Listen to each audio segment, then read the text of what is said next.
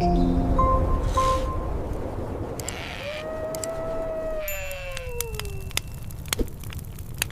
is a moment, somewhere around -40 degrees Celsius, when the human body stops fighting the cold and starts negotiating with death.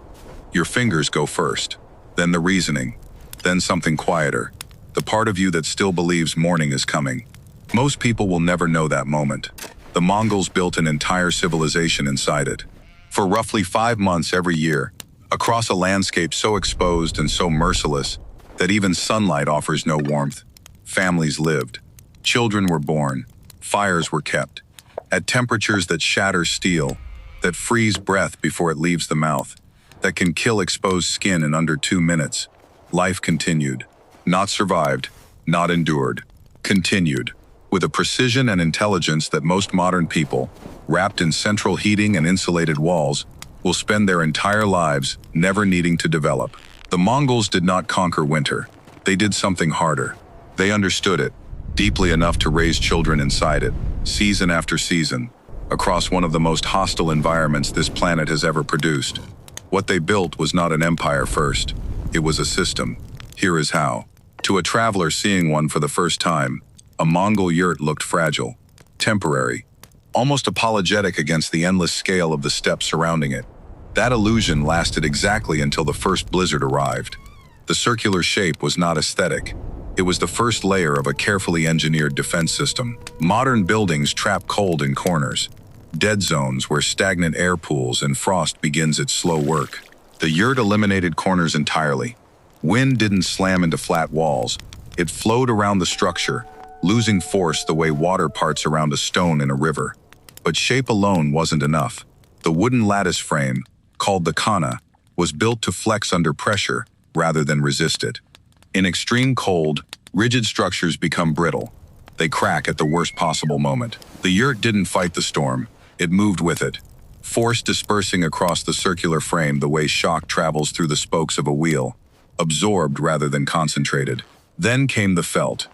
Layer after layer of compressed sheep's wool wrapped the structure in insulation that modern materials scientists would recognize immediately. Thermal resistance, almost identical in principle to high-performance mountaineering gear worn today. But the genius wasn't only warmth, it was what the felt allowed to escape. At -50 degrees, moisture is a silent killer. Every breath, every cooking pot, every sleeping body releases vapor into the air. In a sealed shelter, that vapor freezes onto interior walls as ice, slowly turning the structure into a frozen shell that drains heat faster than any fire can replace it. The felt breathed. Vapor passed through before it could condense and crystallize. The yurt stayed dry, and on the Mongolian steppe, in the deep heart of winter, dry didn't mean comfortable. Dry meant alive. Nothing inside was accidental. The entrance faced south, always, because the most lethal winds descended from Siberia in the north. A thick felt flap functioned like a primitive airlock, trapping warm air inside while the world outside turned white and violent. At the crown sat an opening called the tuno, smoke rising through it via convection, the same physical principle behind every modern ventilation system ever built. Families slept in a radial pattern around the central fire, feet pointed inward toward warmth, heads near the cooler outer walls. Even unconscious, their bodies followed the logic of heat. The yurt didn't just stand against the storm, it breathed with it. But shelter, no matter how brilliantly designed, is only half the equation. A perfect structure becomes a freezer the moment the fire goes out. And here the Mongols faced a problem that would have ended most civilizations before it began. The Mongolian steppe had almost no trees, no wood, no coal, no fuel within reach, just frozen grass stretching to every horizon. So they turned to the only energy source the landscape reliably produced, the animals themselves. Dried dung, from horses, yaks, cattle, and sheep, called argol, became the thermal foundation of winter survival. To outside observers, burning animal waste sounded like desperation, like a people reduced to their last option. It was neither. It was engineering. Grass absorbed solar energy through summer. Animals consumed that grass, converting it into body mass, milk, and waste. The waste dried beneath the fierce steppe sun and became stored fuel. Compact, portable, available wherever the herds moved. The Mongols were not burning dung. They were burning summer sunlight, captured by grass, processed by animals, stored through autumn, released as heat in the depths of winter months. After the grass itself had vanished beneath snow, well-dried argil burned slowly and steadily, enough to boil broth, melt snow into drinking water, and hold a yurt interior warm enough to keep a family alive through nights that froze exposed flesh in minutes. But the most critical moment came before dawn. Families buried glowing embers beneath a careful layer of ash each night, insulating them, keeping them alive until morning. If the fire died completely during a blizzard, relighting it in sub-zero wind consumed precious time and body heat. The body could not easily recover. The embers were tended with something close to reverence, not superstition, precision, because on the steppe in winter, the difference between a living ember and a cold ash pile was not a matter of comfort. It was the difference between waking up and not. But fire was only the beginning, because a warm shelter and a burning hearth mean nothing if the body they're protecting is quietly destroying itself from the inside. And that threat, invisible, slow, and utterly ruthless, was already waiting. Winter destroyed agriculture across the steppe completely. No vegetables, no orchards, no grain reserves large enough to carry entire populations through 5 months of frozen darkness. What the Mongols faced each winter was not a shortage of food. It was the near-total collapse of the food system that most civilizations depended on entirely. So they built a different one. The question at its center was brutally simple. How do you extract maximum survival value from every calorie available? When calories are scarce, fuel to cook them is limited, and the cold is burning through your body's reserves faster than you can replace them. Their first answer was Borts. Strips of lean meat, most commonly horse or sheep, were cut thin and hung outside during the dry, freezing months of late autumn. The steppe itself became the preservation system. Sub-zero temperatures and low humidity naturally freeze-dried the meat over several weeks, pulling moisture out without heat, without salt, without technology beyond patience and knowledge of the season. A single horse processed into Borts could reportedly compress into a volume small enough to fit inside a standard cooking pot. Concentrated nutrition that rehydrated into rich, dense broth with minimal fuel. Every handful of argil saved was another hour of warmth preserved. But lean protein alone was not enough. The body burning thousands of calories simply to maintain core temperature in extreme cold requires something modern nutritional thinking spent decades warning people away from. Fat, animal fat, bone marrow, clarified butter, tail fat of Mongolian sheep, dense, slow-burning fuel for bodies operating in conditions that would qualify as a medical emergency today. Nothing was discarded. Blood became sausage. Bone became broth. The Mongols did not stumble onto this system. They refined it across generations of survival and failure, but there was a threat hiding inside winter that had nothing to do with temperature. Something slower. Something that arrived quietly after weeks of meat-heavy eating with no fresh vegetation. Scurvy. The same disease that devastated European naval expeditions for centuries. British naval records from the 18th century document ships losing 30 to 50% of their crew on extended voyages, was a genuine threat on the winter steppe.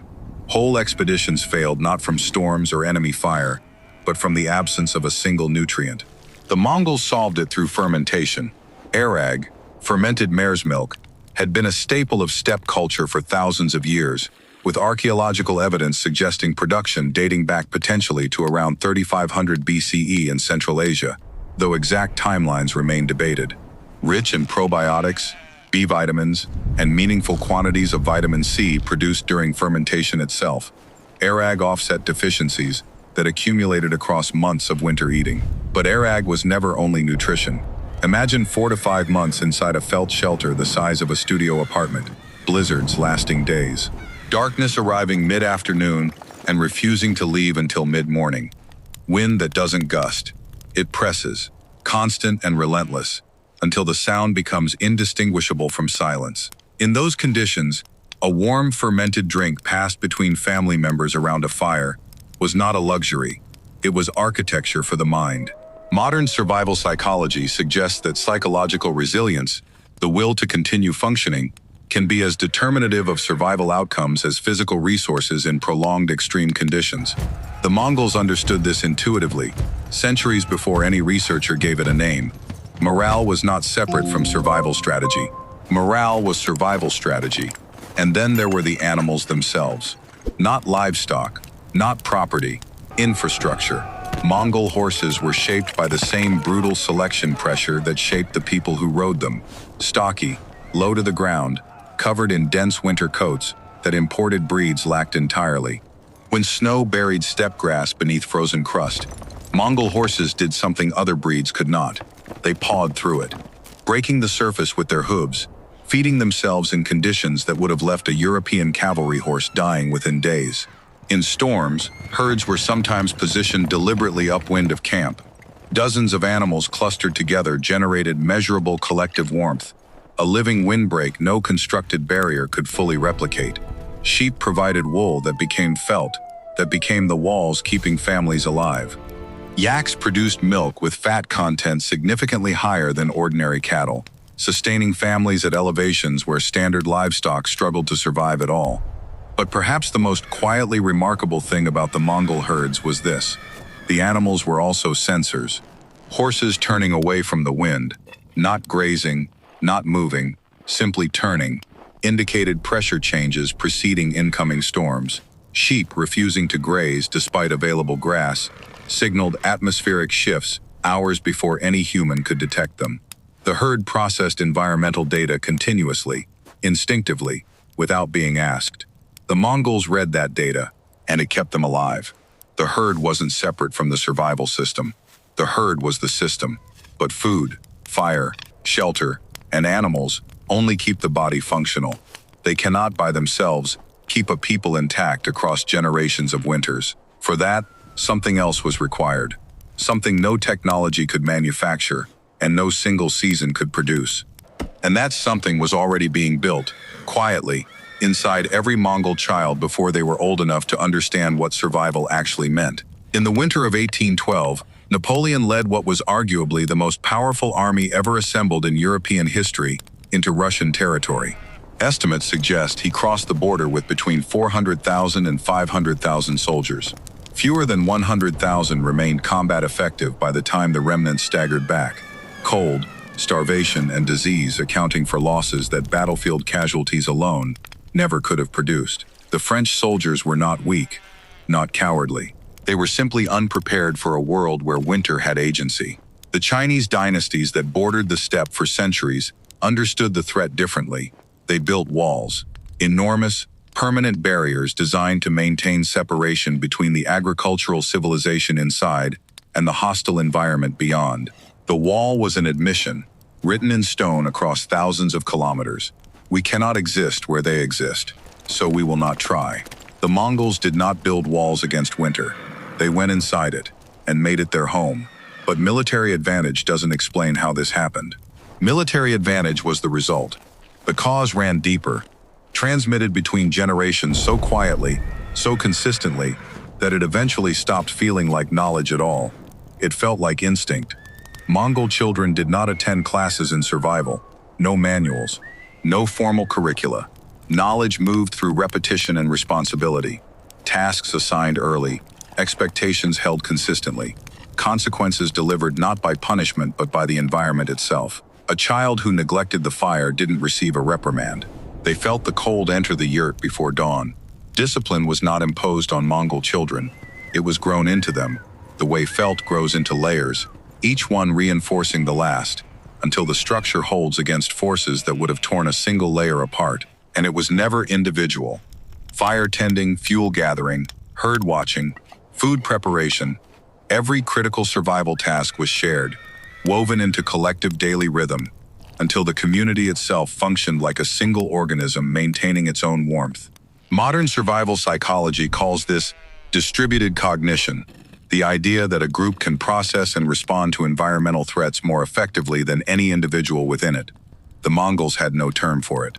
They simply lived it, across every winter, every generation, every blizzard that pressed against the felt walls, while the family inside kept the embers alive and waited for morning together.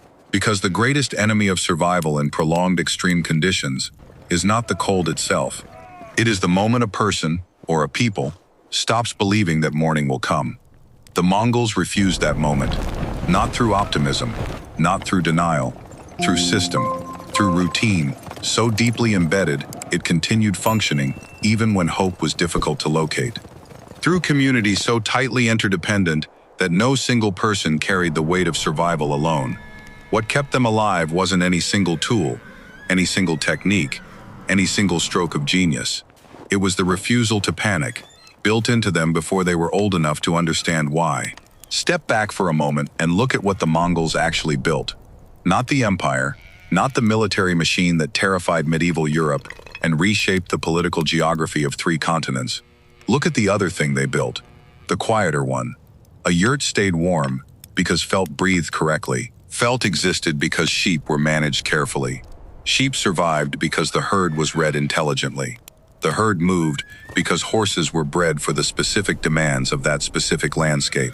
Horses were fueled by grass that Argol had once been. Argol burned because summers were used deliberately. Summers produced Borts that fed the family through darkness. The family survived darkness because children were taught before they understood what they were being taught.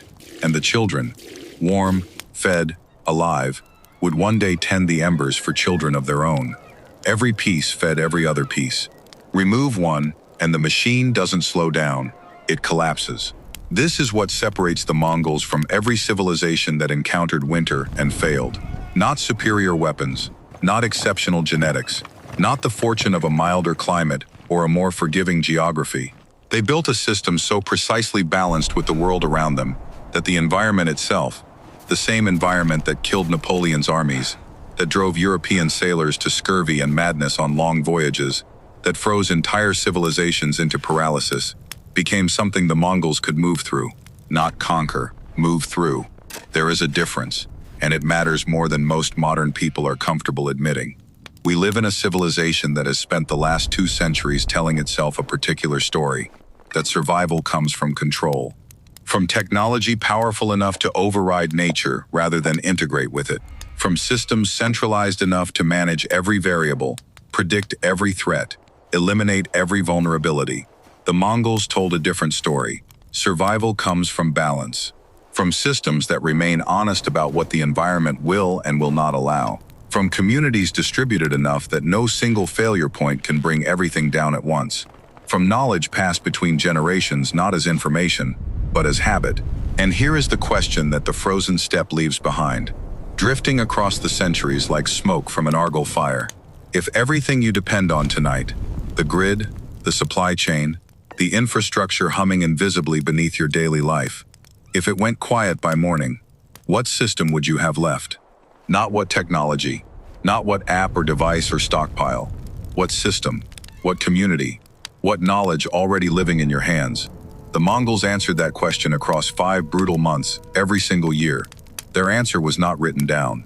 It was lived, in the warmth of a circular shelter breathing against the storm, in the glow of embers carefully buried against the night, in the hands of a child learning, without knowing they were learning, how to keep something alive until morning. Maybe that is the oldest truth the steppe has to offer, that our greatest strength was never the ability to overpower the world around us. It was always the ability to understand it well enough to belong inside it. If the forgotten intelligence of ancient civilizations, the survival systems, the hidden engineering, the hard-won wisdom that history rarely teaches, if that is what you came here for, then you already know what to do.